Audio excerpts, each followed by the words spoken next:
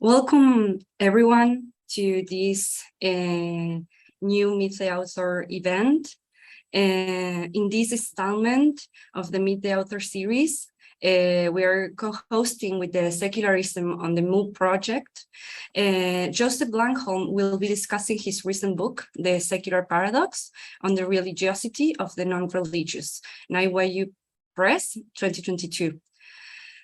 Joseph Blankholm is an associate professor of religious studies at the University of California, Santa Barbara, and author of The Secular Paradox on the Religiosity of Not Religious, NYU Press 2022. He's currently co-leading the latest wave of the Longitudinal Study of Generations, which surveys and interviews several hundred families that have participated in the study since 1970. So we're all going to open the floor now for Joseph to do his presentation. And after that, we're going to have some Q&A and discuss and make questions if you want. Okay, Joe, you can go on. Thank you. Thank you for having me. I'm going to share a PowerPoint presentation right now. Just get that up and running. So the next 15, 20 minutes, I'm just going to give a bit of a summary of the book. Hopefully it's a good basis for the conversation and mention some things that I think are especially important or that I found interesting doing this research. So start with just an overview, methodology and structure of the book. Then I want to talk about the beliefs of non-believers, which is kind of the core paradox of the secular paradox. And then I want to talk about, exactly what that contradiction means of the secular paradox, think about where it comes from, do a little bit of intellectual history, and the consequences, thinking anthropologically, how does it feel to live inside a paradox? And then I want to conclude by talking about secular misfits and think about, what misfitting the secular can tell us about what that thing is. So just the basics. It's an ethnographic study of very secular people, which is mostly secular activists and organized non-believers in the United States, but people who are everyone from like executive directors of organizations for secular activists to local level leaders who run communities in their local area. I set out to write an anthropology of atheism. I think that's basically what I ended up with. And really, I'm just trying to ask, in an especially anthropological way, who are secular people? And so I ended up doing 106 semi-structured interviews. I attended dozens of events all over the country. I went to the headquarters of many of the major organizations. These are some of the places that I went while doing this research. And the book was published last year with NYU. So some discoveries. I didn't realize this at first. It's hard now because I can see it so clearly. But I think it's a discovery. But non-believers actually share a set of beliefs that they debate. So I would not call it a creed, but there's a conversation among people who are atheist, agnostic, freethinker, humanist, and there's a real world view there that has particular characteristics, which is quite interesting. Non-believers have communities and institutions. We can trace these back pretty clearly for about over 200 years, and there are other forms that precede them. Non-believers have practices and rituals, and they themselves are uniquely embodied. I know that there are some folks on the Zoom meeting right now who think especially about embodiment, and I attended some workshops for basically humanist clergy, humanist celebrants, that taught me and others how to create rituals, especially for secular people. I'm happy to talk more about that. Non-believers who are not raised secular need to convert to become secular. It's a process. It's a process of transforming oneself and even sensorium and becoming something quite specific. So leaving religion is maybe one thing, where if you are perhaps evangelical Christian and then become spiritual but not religious or something like that, that's maybe a deconversion. That also probably involves a conversion to something, but to become secular is a distinct thing that a person becomes. And non-believers are part of a tradition. And sometimes I'll use tradition and discourse and culture kind of interchangeably, which I think is something that we can do when we're thinking through maybe the legacy of Foucault, and we can trace that tradition for at least hundreds of years. It's quite distinctive. So what's the paradox that I'm talking about? it's that to be secular is to be not religious, basically by definition. It's hard to dispute that. But secular is also a culture or a discourse of its own. It's a way of being in the world. It's a way of being that has a history, and that people, arrive in midstream or convert into. So what that means in practice is that to be secular is paradoxically to be both absolutely not religious and yet also part of a tradition that seems kind of like a religious tradition. And so that creates all kinds of, that's like a push and pull that's created inside people. And I look at some of how that push and pull plays out. I organized the book around the aspects of religion toward which secular people are ambivalent. Belief is really the defining ambivalence. The beliefs of non-believers is the core one. But then I also focus on community, different kinds of congregations or other communities for the non-religious, rituals, weddings, funerals, other rites, that question of conversion, what it means to become secular, what kind of beliefs one takes on, but also what kinds of bodily practices and how that's a challenge that's different for some bodies than others.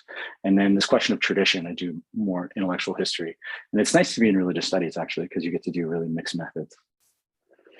So when I'm talking about the beliefs of non-believers, what am I talking about? Naturalism is one of the core beliefs. So there's no supernatural and everything obeys natural laws. Most are materialists. So everything is real. Everything that's real is material or physical, sometimes called physicalism. Monism, there's only one reality. There's no spiritual realm. There's not a dualistic sense of what's real, not a dualistic ontology. And the core beliefs that unify are empiricism. So sense experience is the only valid way to know reality. And that the best way to actually be an empiricist is to use the scientific method to test those observations, often through technology like microscopes, telescopes, Large Hadron Collider. And then that's related to scientism, which sometimes has a negative connotation. I think it's useful to think about it in a more neutral way, just the idea that science is the best way of knowing the world, and it's the most valid and perhaps only valid way of gaining knowledge about the world.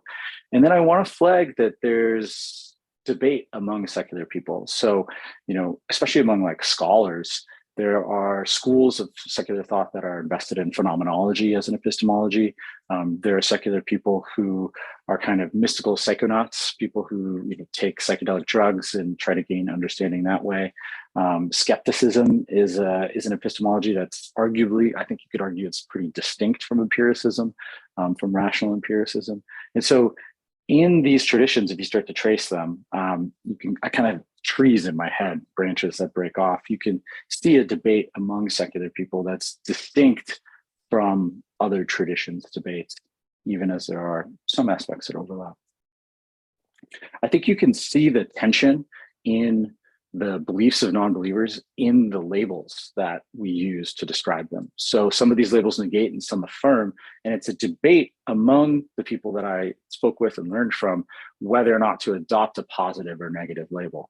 So atheist, agnostic, non-theist, these are negative terms. What they negate is in some ways a question.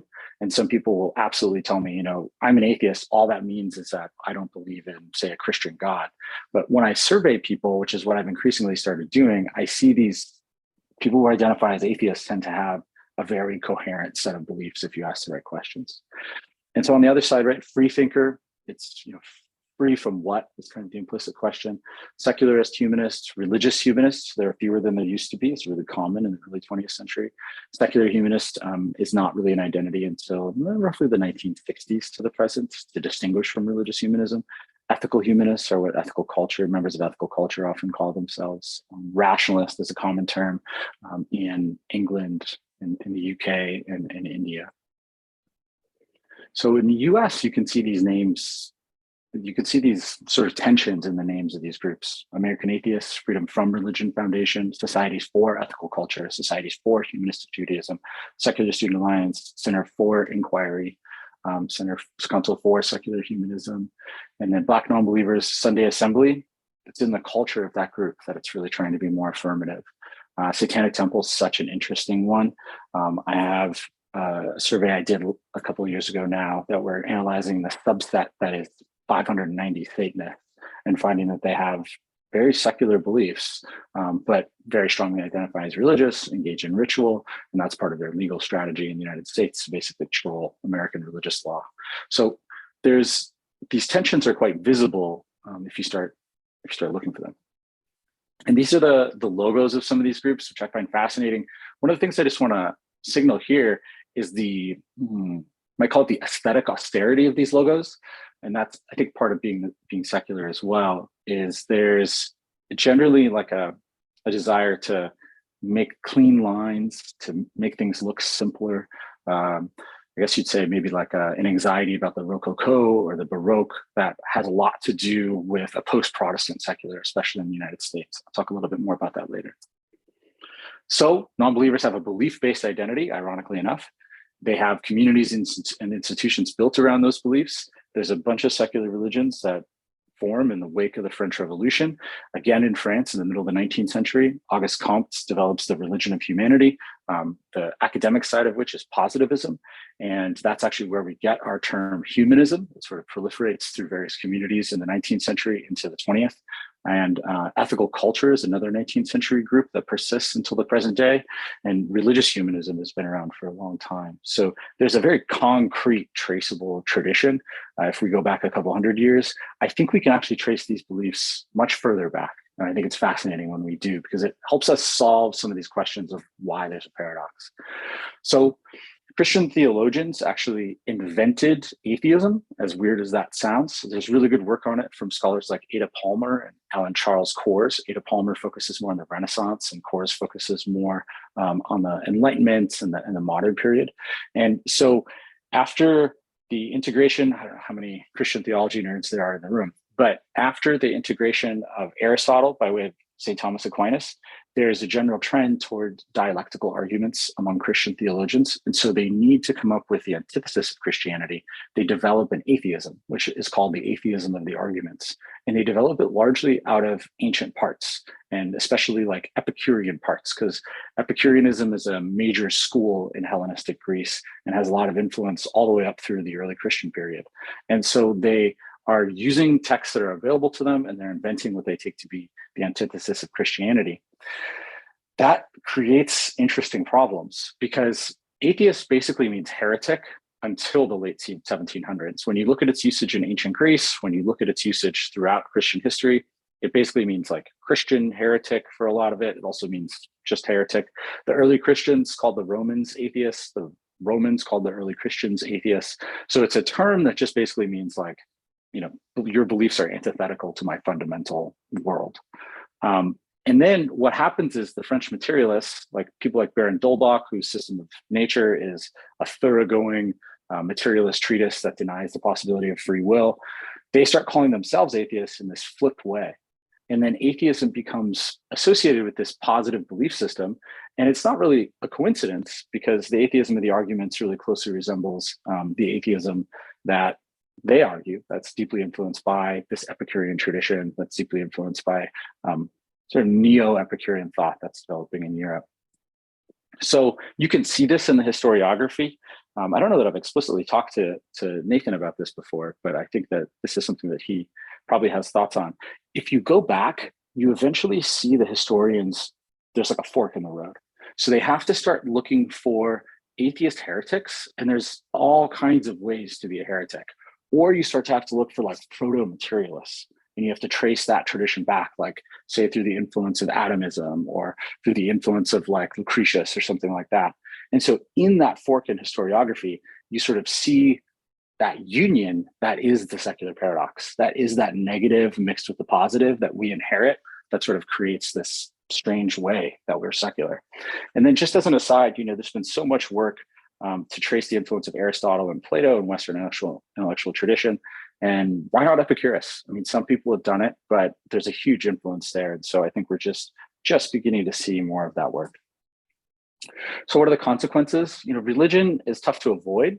It's also tough to live in its remainder. If you have a broad understanding of religion and you think that being an atheist means being not religious, even though atheism is really a belief category, there's a lot of stuff you can't do.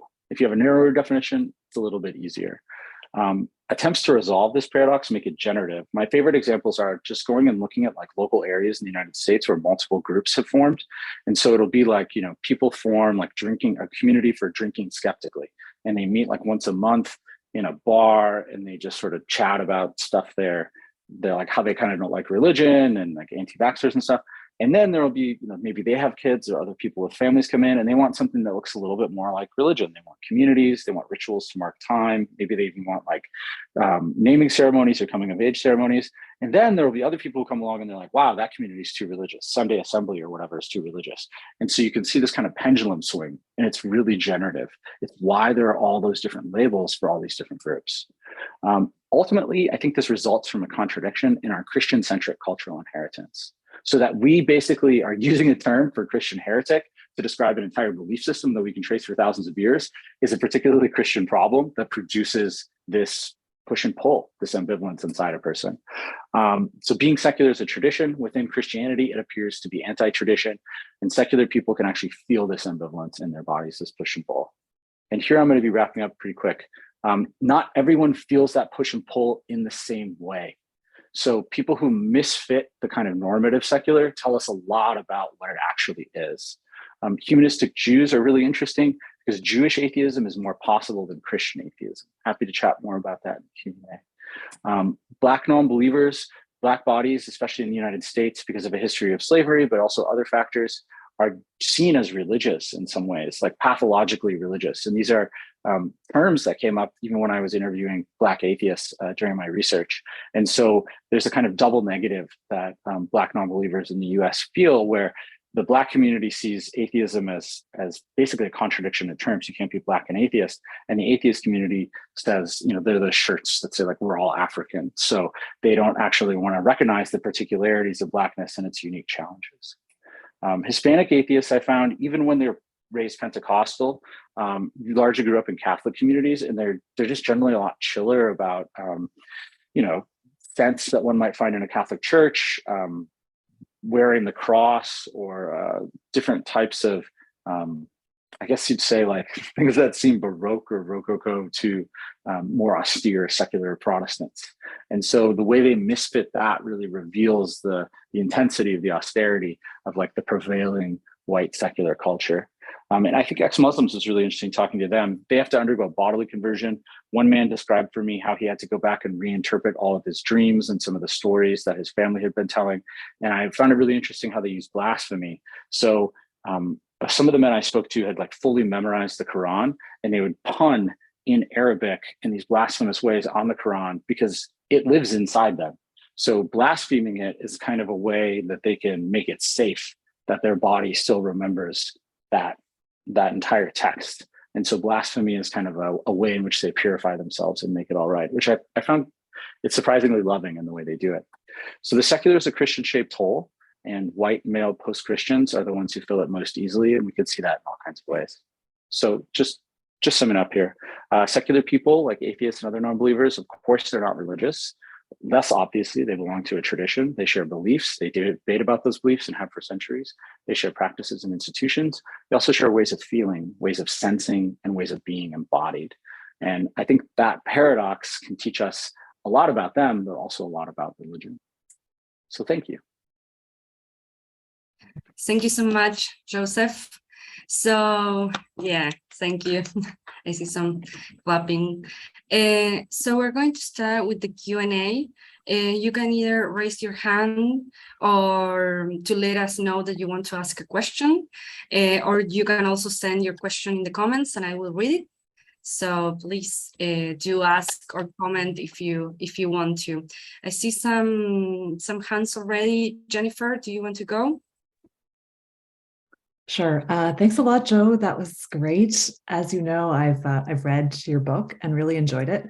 The first time I read it, I really appreciated the ethnographic piece. So folks who are on the call, if you haven't looked at this book yet, I really encourage you to read it. It's really great to read, and you really get a sense of the people that Joe interviews. So, but I wanted to ask you today, like recently when I was looking at the book, I was looking at it from another perspective and wanted to kind of ask you a little bit more about the the generative tensions around taxonomies. I think that's really something really exciting about the book and entering into the conversation. I mean, this book that's very obviously American, your fieldwork is across America. So in that way, it's not really kind of localized in that way. And I know that there are folks on the call here.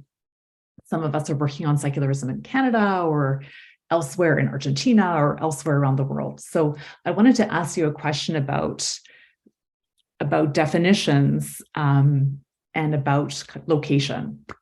So just a quick backgrounder. So Amélie Barras, who I think is on this call, and I are currently doing some interviews with people who identify as secular in Canada, and they're migrants from France. And so one of the things that we're finding interesting is when we ask people, how do you define yourself? So no one uses the word secular, but then if we ask people we're asking them in French, do you define yourselves as secular? Everyone's like, yes, right? So it's like, it's an important category for people, but it's not really the category that comes to mind necessarily.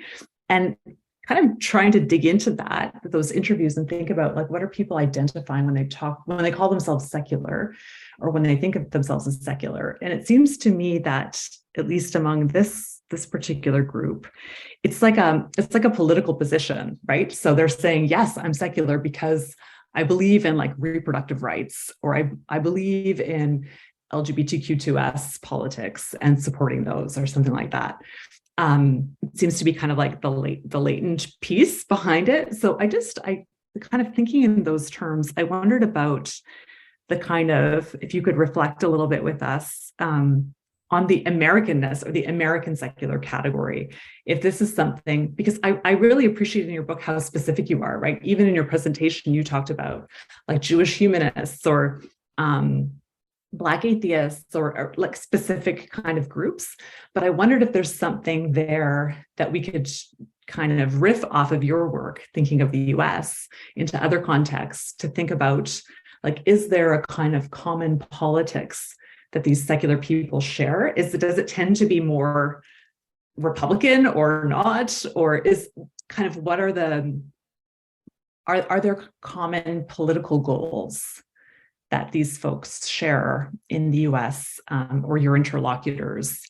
And in particular, the folks that are not necessarily part of the organized groups, right? Because I understand that your non-believer organizations, which I appreciate as most of the folks that you engaged with, they might have specific political goals, like you're saying, engaging in law and so on. But I'm thinking of like the folks that don't necessarily adhere to those groups.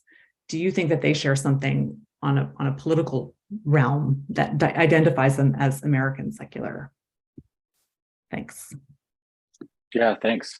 I think there's a couple ways I'd like to respond. One is just sort of thinking about language, and then another is like more directly thinking about maybe the specific, maybe political positions of American secular people, but then connecting that globally to the contours of like global secularism or secularity. As far as language goes, I have had to really clarify almost like a philosophy of language in developing this work. That's been quite helpful for me. I think that a lot of times we're trained to want like a web of language to be able to map the world perfectly. And the world just really resists it. So the first article that I ever published on secular people was on a congressional briefing I attended in Washington, D.C. on the state of secular America, which is wonderfully ambiguous as like a theme. And I like asked some people what they thought about it, and they're like, yeah, I'm totally confused about what that means. People who are attending. And it ended up being about how, like, the article ended up being about how all these people in the room were talking about secular and secularism, and they were using those words in secularization, and they were talking past each other. But they were largely agreeing with each other. And they were literally forming political alliances that were going to exist beyond that room between like a Republican congressperson, Michelle Bachmann, and very frankly, like very leftist people on the panel and in attendance. So the ambiguity of what secular can mean can do all this work. And then at the same time, when you start doing all this, like, I don't know, productive work inside ambiguity, then there can be like all these, like this politically efficacious work of like clarifying or distinguishing. And so just to put it simply, I try not to get too uptight about the words. The reason I use the term secular is so that I can engage with these larger discourses that go under that sign, whether it's like, the Athadian religion making secularism, or the conversations about secularization as a process that we're seeing in like Europe and the United States. And you're right, I find that people that I talk to, it's very much a tertiary identity, even though there are groups like the Secular Coalition for America and the Secular Student Alliance. That's not really usually what they tell people when they're talking. I've been doing these interviews lately for this Longitudinal Study of Generations project, and I intentionally use that term secular in the interview schedule because I just want to see how confused people get. And usually they get kind of confused. And I think that's actually really helpful to see in the sort of making, because I think the phrases were like, would you describe yourself with the words secular, spiritual, or religious? And people just kind of talk you through it, which is great. You can like watch their thinking on it, which is what the question's meant to do. And so I try not to fixate on the language too much, even as I do try to be precise in the way I speak about things. So one example would be, when I think of secularization now, I think there's kind of two processes we can observe simultaneously. One's generally like de-Christianization, which is just like people are doing all kinds of different stuff. It's just not really Christian stuff when I'm looking at the United States or I'm looking at Europe. And some of those people are becoming secular in this way that I mean it. So it's like secularization is happening and people are becoming secular, and some people are just like coming all kinds of different stuff. And then the sort of politics of it, a lot of times like in the discourse that comes from Talal Assad and Saba Mahmood, some of these other anthropologists thinking about secularism, they're often critiquing liberalism specifically as like a mode of governance and a kind of nation state-based logic. And that gets like all kind of tied up with secularism. And sometimes people are talking about secularity, which is like this like broad-based condition in which people are like prioritizing science as a way of knowing the world and like using algorithms and like quantifying things. And so there gets to be so much confusion around that. But back like I've always felt like that confusion can be really productive if it allows us to unify these different things. And then finally, on the political positions of people, I've done these surveys now, and I'm like starting to publish articles. I'm working on just getting a bunch of stuff out this year, and they're overwhelmingly leftist, but often not like communists. So because of the Cold War history of the United States, like being like atheism got kind of like purified in some ways of like this Marxist strain of atheism. And that's kind of distinctive to the US. But in general, people are like, progressive Democrats, overwhelmingly so. And there's a small minority of conservatives in the people that I'm looking at. Thank you. Thanks, Joe. Yeah, thanks a lot. I just as a quick follow-up comment, I just think it's so exciting for you to be thinking of these ideas within religious studies, which also has its own history as a secular kind of discipline, right? So it's kind of it's fascinating to me, right, to see what different disciplines are doing also with the term and what we're doing in religious studies. So thanks for that. Yeah, thank you. And just a quick note on that, like, we talk about methodological atheism or methodological agnosticism, and I don't know what all of my colleagues believe privately, but the work we do is pretty atheist. When we look at our books and what counts as evidence and the systematic way in which we footnote and provide evidence, and that is that's an ideology, and we can trace that. And so there is this way in which I hope people can hold themselves to better account and actually deal with the fact that this mode has a history. It is a tradition. It is a discourse. It has modes of embodiment attended to it. And it's not a kind of no place that you just know things from objectively because it's empiricism, which is, there's some pushback on that. But I like it. That was really interesting, Joseph. Thank you so much. I see Peter has his hand raised, and there are some comments I will read later. Peter? Thanks, Joseph. I have to admit, I haven't read your book, but on the positive side, I've downloaded it. So reading to come, and I've sort of scanned through it and I've listened to yours. It's fascinating stuff. One of the things that Jennifer already brought up is the, well, call this cultural specificity of your research, as all research in this nature has to be, and that a lot of what you talk about is related to the fact that you're doing your research in the United States, and most of the time doing your research with people who are actually involved in these, broadly speaking, secular organizations and groups. And in that regard, rather than going down that road, I want to go to someplace else. What I found fascinating in your presentation is when you that slide you had on the beliefs, right? As soon as I looked at it, I said, Tatiana Schnell scales. I don't know if you know Schnell's work. She's been researching non-religion, as it were, for quite a number of years. And she comes out of psychology as opposed to other disciplines, and has come up with these scales that of non-religion that she tries to measure among people, psychological scales, which include empiricism, scientism, or I looked at your list, and I found that the overlap was striking. So it would seem to me that maybe you have isolated in your United States specific research, nonetheless, a group of categories for examining secular people in other parts of the world that are rather more generalizable. So I'm mainly interested in the methodological stuff of this, because like Amelie and Jennifer, I'm also involved in, well, I mean, they are as well, but in an NCF project where we're doing this non-religious survey, which we're calling religious and cultural value survey. Social and cultural value survey.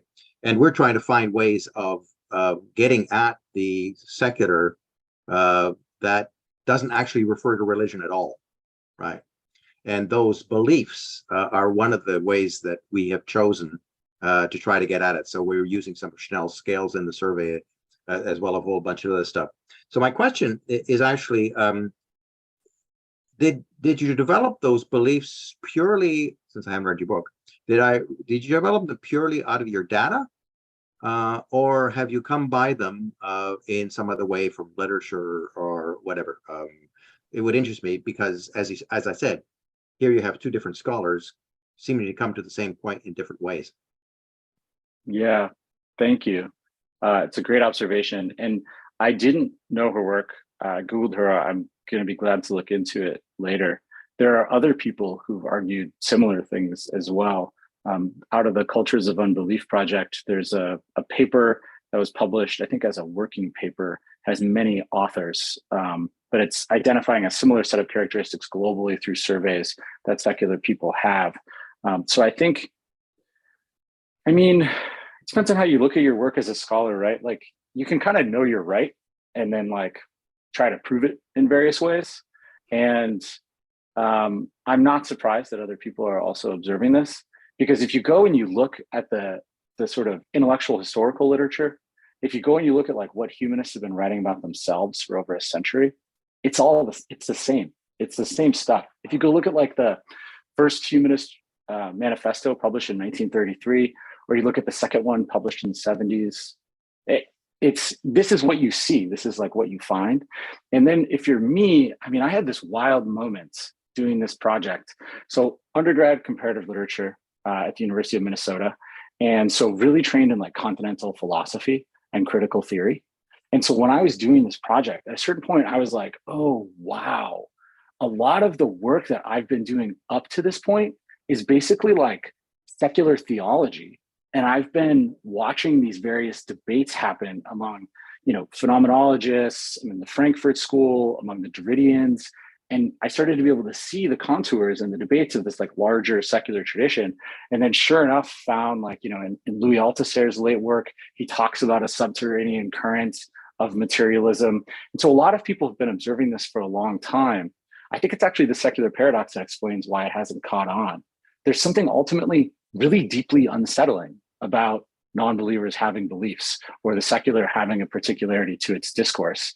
And, you could argue in some ways that like Foucault's entire body of work is giving us like a genealogy of especially secular discourse. So I think I think that we're kind of describing something very real. And as someone who publishes both in anthropology and sociology, this question of evidentiary base is really fascinating to me, because I was primarily trained as an anthropologist. And then because in part of where like the interest lies in secular people, I publish now mostly in sociology. And I've actually started to do quantitative work in part because I know that audience finds that more convincing as an evidentiary base. And so I want to see if I'm right from multiple modes. And it's been really fascinating. But coming from that anthropological perspective, when you do an ethnography, you're like, the question of like empirical scalability is like, you kind of just set it aside in a way. Because if you do an ethnography, it's always like super specific. but you're always arguing in an ethnography that you've really understood something about the world or the like that people or like ourselves through this like, you know, critical distancing. We're able to learn about ourselves through difference. And so it's been fascinating to me to watch the different like modes of, I don't know, like evidentiary legitimacy across the fields. And so I think it's very much an anthropological text in the sense that it's like arguing from this specific set of things, but like giving it this deeper intellectual history and putting tons of philosophy in the footnotes, but then like kind of isn't within the genre of sociology, has methodology section, like has these ways in which I sort of gesture toward that being scalable. But I think there's a tension there. There's just a tension that is good for us to be aware of as we move across the social sciences, what we think of as maybe softer and harder social sciences. But thank you for the Schnell citation. And I don't know, Peter, I mean, it's an interesting conversation. At another point, I'd love to kind of get your thoughts on this from your perspective, but maybe now's not the best time. Yeah, we'll do it another time. But I recently attended a conference in New York where we talked about mixed methods. Yeah. Where precisely these questions just come up very, very fundamentally. So it's really kind of, they're core epistemological questions. How do we know what we know? And you talked about how do you develop your conceptual apparatus and things like that. So thanks for that response. Yeah, thank you. Thank you so much for that, Joe. So there are two questions on the comments. I will read the one from Bharat Singh.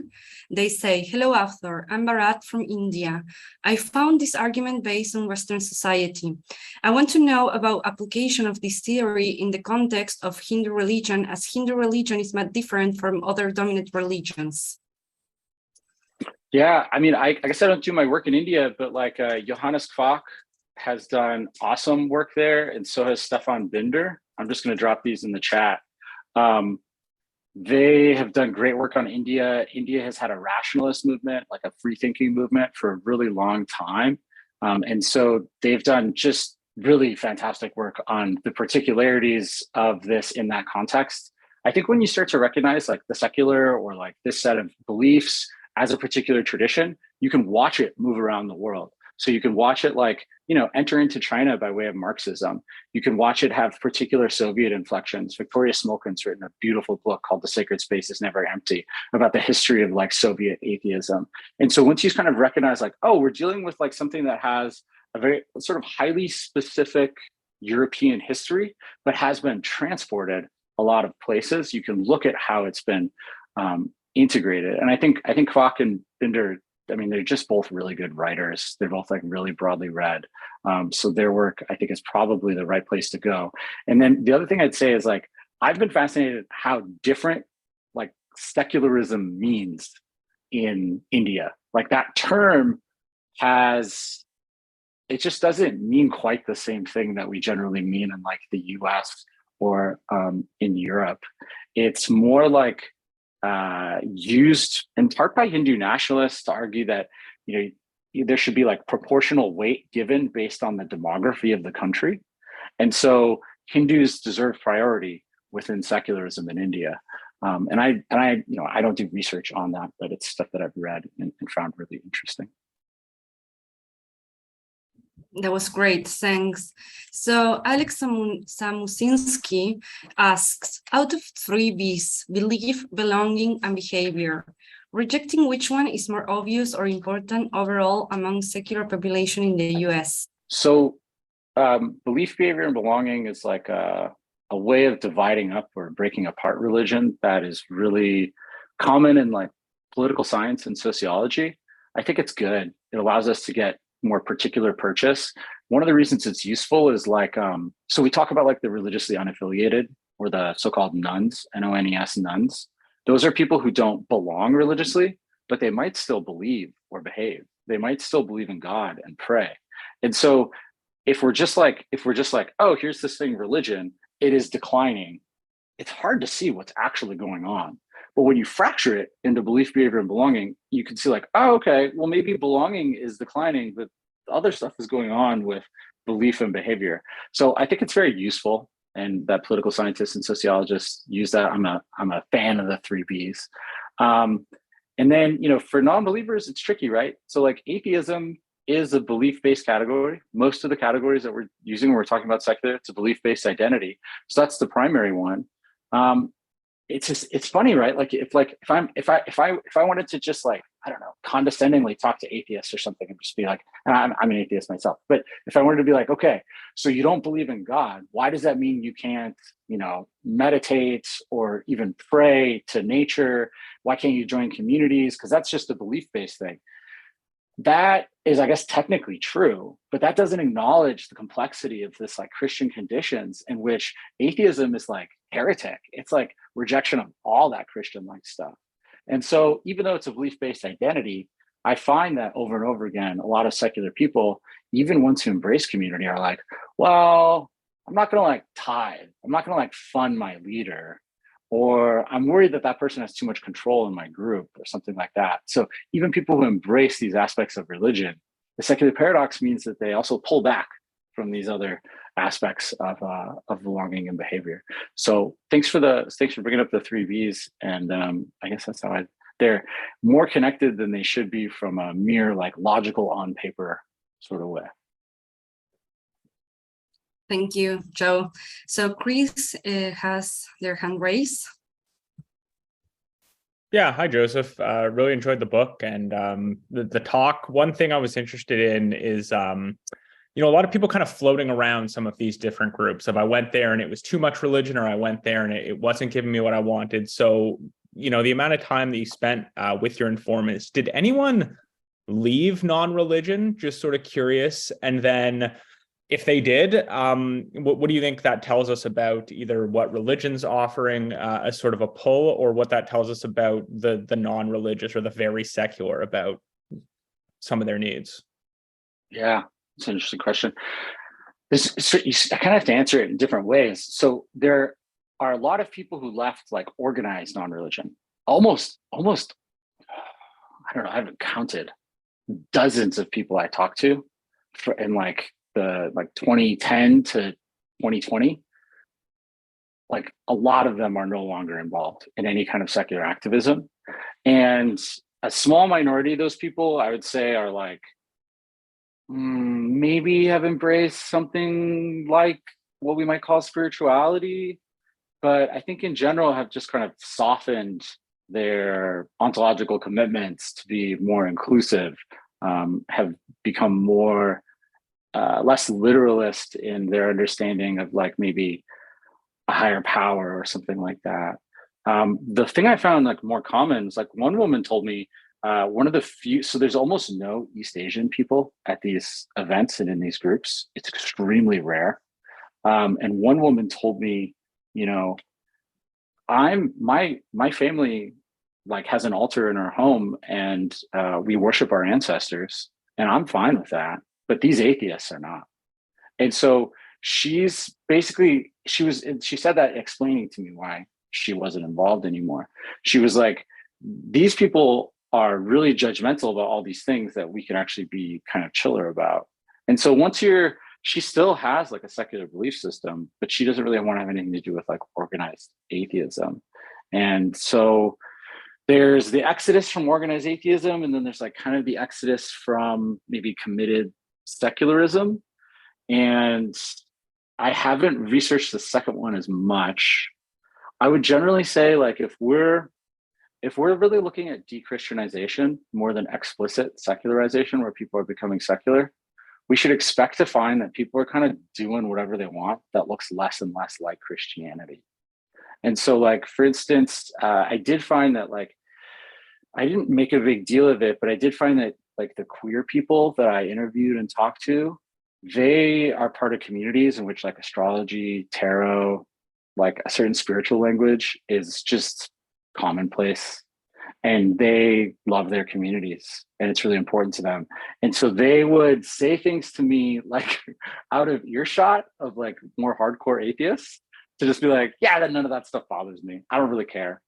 And so I think that there's a way in which like movement atheism increases orthodoxy and socializes secular orthodoxy. And so people might have fuzzier stuff around the edges, especially if they're involved in like queer communities. And in general, I think we're going to find that there's less emphasis on logical coherence of belief systems in the coming decades. And so maybe that'll mean the boundaries will become a little porous. I know that doesn't answer your question super directly, but that's how I would think about that problem. Amelie, please go ahead.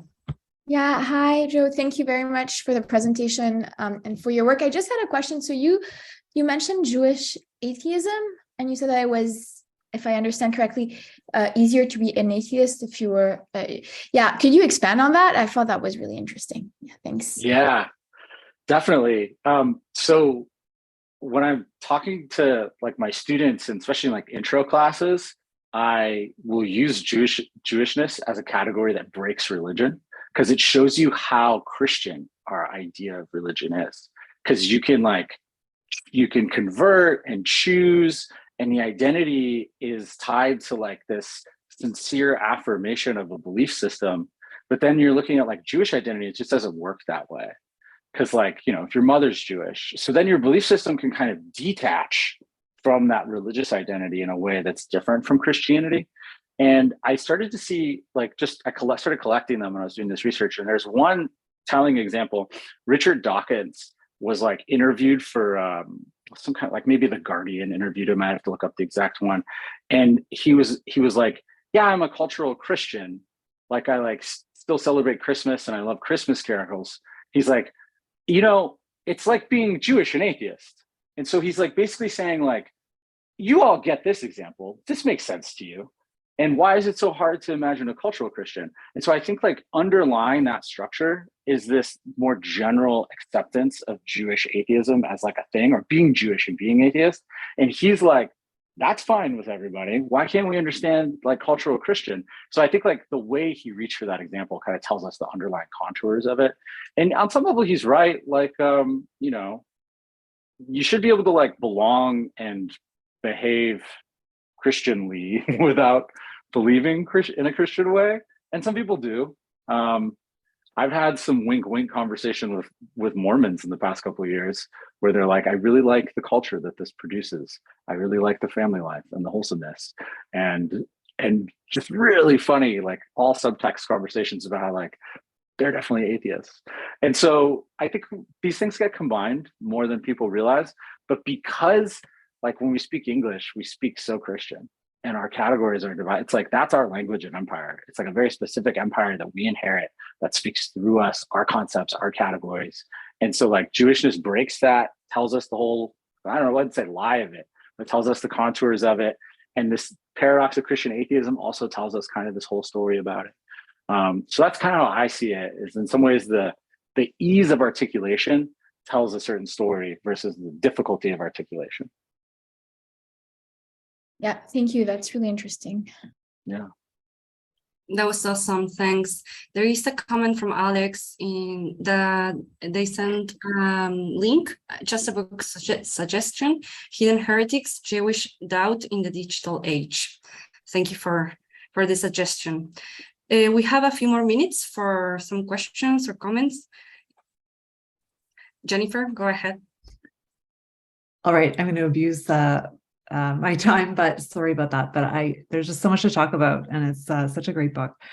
I wondered if you could come back to, so you were just saying in response to Chris that you think that something's changing in the last 10 years or so around categories and maybe belonging and so on. So I wondered if you could maybe take us to your current work and tell us a little bit more about how you see this category of religion and where it's at right now in your research and in the US. Thanks. Yeah, thank you.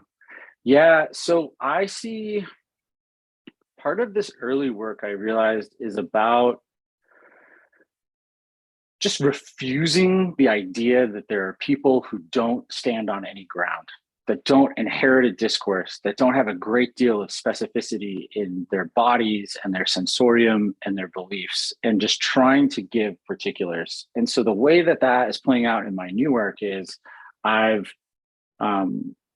we have these families that we've studied since 1970. So in this new wave, we've surveyed a little over 1,400 of them. I've done interviews with 189 of them.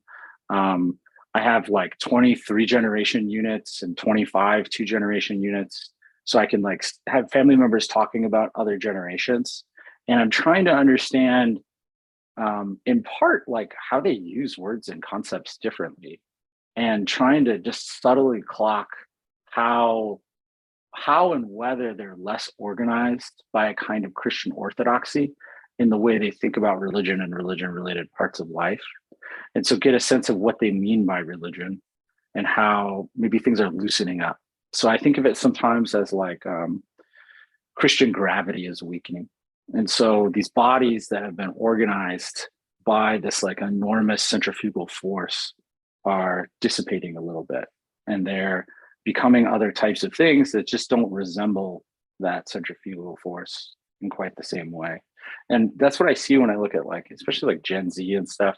A lot of times they're like, I don't care. I don't really think about that.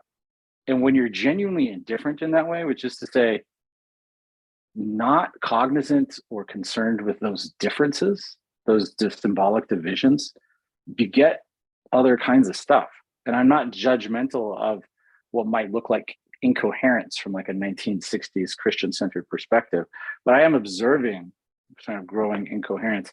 How do I like articulate that in arguments and really sort of build models that can measure it on the quantitative side? So that's kind of what I'm working on now. But I do think to do that work well, we need to have better language of the particular. So for instance, when I'm looking at like the non-religious, I see, you know, there's a lot of different people in that category. There's like people who are like Christians who, I mean, sometimes it's evangelicals who are just like, I have a personal relationship with Christ, so I'm spiritual but not religious.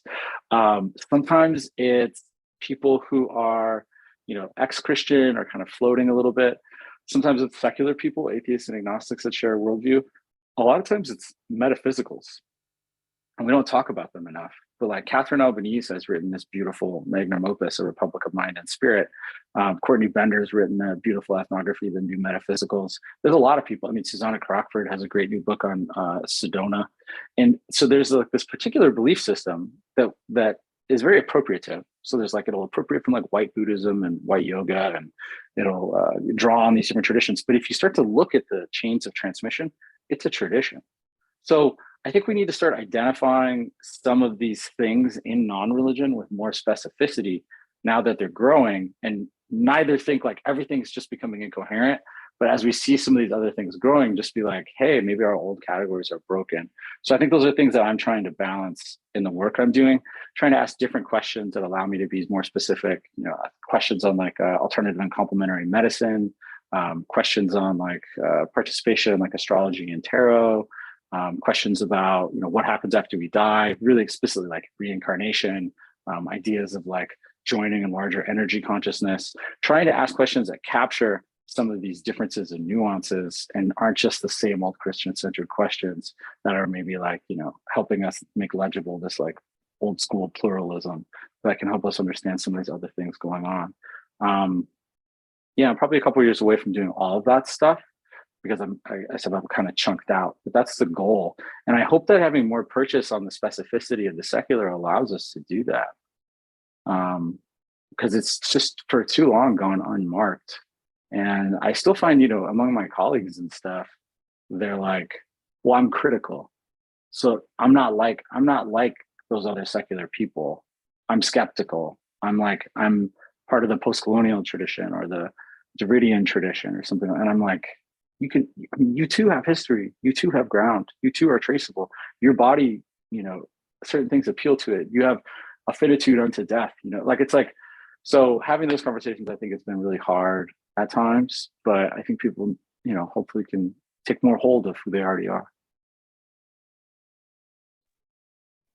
Yeah, that's fascinating. I was just going to ask a kind of follow-up question. One of the things that we've been finding in these big cities in Montreal and Toronto is just how people find cultural capital, right? If having your kids baptized brings you cultural capital or not, or how those kinds of tides shift. So I wondered if you could speak a little bit to that, where the kind of institutional ties, like where then does that capital come from? Is that even a use? Maybe that's not a useful way to think about a shift in Christian gravity, as you called it, but. No, I think it's great. It occurs to me, Tim Stacy has written a really good book called Saving Liberalism from Itself that speaks to some of the questions that I was trying to, I've been trying to more nebulously articulate. I think it's a really good book. So my previous response, I do want to say, Tim Stacy's got this super cool book on this cultural capital question. Maybe I can give you an example and we can kind of think about it. It's an example that I didn't end up integrating into the book. And I'm working on a chapter for an edited volume on this, but there's a woman I interviewed who was sort of fairly high up in one of the organizations, was an executive director, and then got kind of jaded and ended up going and doing other stuff. And it was a great interview. I interviewed her for 2-3 hour interviews. She's so interesting. And she told me this long story at one point about how she's an atheist, but she went and became part of a DC area Episcopalian church because she wanted her children to have godparents. And she's I would say a very talented social climber. And so she has each of her children has 8 very wealthy and well-connected godparents. And she wanted them to be baptized in the church, and she wanted them to undergo these rituals. And she wanted them bound in this way through this sort of institutional authority that's extra governmental. And then now her kids have this network. So she's kind of taking this, she's abstracted from the idea of what godparents are. And she's sort of strategically put it to work for her own social capital. And it was amazing to talk to her about it. She was talking about baptism and the importance of that. And in the larger context of the conversation, what she was telling me about was that the burden of non-religion is disproportionately heavy for women, because religious institutions are, they help carry that weight when women are often the ones who are responsible domestically for that kind of work. And so she was saying how, as a non-religious woman, she's found it really difficult to not have that larger support and to have to kind of reinvent that stuff on her own. And I was very convinced by her. Yeah. So we had come to an end of this event. I want to thank again, Joe, for your really interesting presentation and everyone participating here today. The discussion was great. And I will leave it to Nathan to say some things about next events. So I want to thank you all again and see you probably at the next event. Yeah, thanks, Squada, and thanks again to Joe for the presentation, for everyone for the interesting discussion afterward. I just included some links down in the chat. So the first one is about the Secularism on the Move project, who is the co-organizer of this event. So check out their website and see what they're up to. I also included a link to the next event for the Secularism on the Move project, which is a talk by Marian Burkhart on his book, Regulating Difference, Religious Diversity and Nationhood in the Secular West. So there's a registration link there. One other event to mention, Meet the Author event with Juan Cruz Esquivel. That's part of our project, the Non-Religion in a Complex Future project. And he's talking about some of his research on the unaffiliated in Argentina. So check out all these events. Hope to see everyone there. And thanks again, everyone, for attending, and Joe again for the talk. Great. Bye, everyone.